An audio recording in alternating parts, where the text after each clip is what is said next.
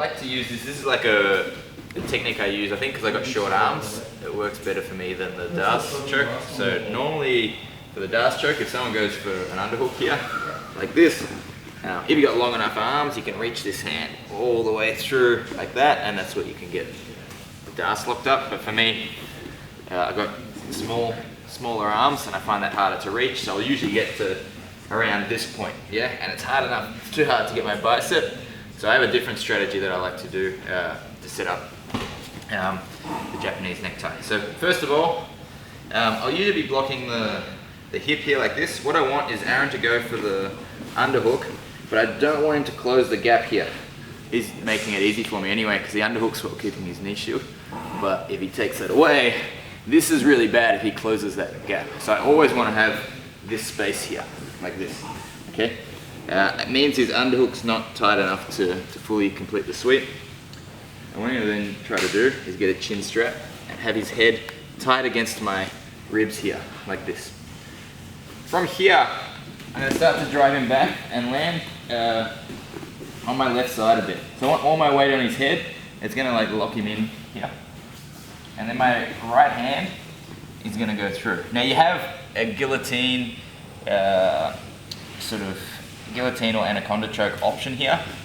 One of the times that I decide to go for this Japanese necktie is when they're defending my guillotine head. Yeah, the one that's gone around the neck, they start fighting that off with their grips. So I'm not going to finish any choke that involves that as my main choking arm.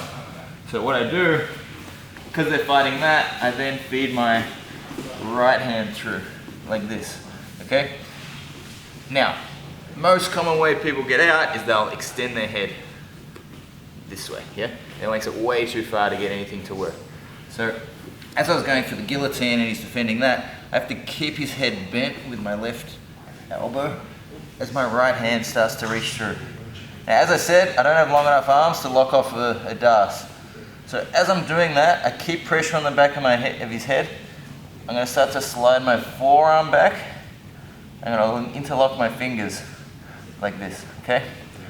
From here, try to extend your head. Aaron, you should be stuck, okay?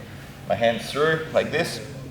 I need to find a way to apply pressure now, okay? So I'm going to try and, from here, get my chest or my stomach over the back of his head and push his head into my arm that's choking, okay? Because I won't be able to just finish it here. So I then lean my body over the top, like this. I get my chest and stomach, drop to the ground here, and come over this side. You can see where my right arm is. It's now good around the neck. And instead of just squeezing, I'll actually usually keep his leg hooked so he can't escape, and I scoot my body down as I pull. Now we get the tap. So again, we're here, I'll be blocking this hip. Aaron goes for the underhook, catch the chin strap, and pull to the side. He's defending the guillotine grip. So I'm going to start to feed this hand through. As I do that, I curl his head, and I slide my forearm back until I connect my hands together, like this. From here, don't let them extend their head. Try not to let them roll to their back either, because that'll stop it as well. So I'm keeping like heavy on this arm. And as I do that, I lift my chest over the top, behind the head, and I drop down here. My hips move down, I scoot lower down, and I pull.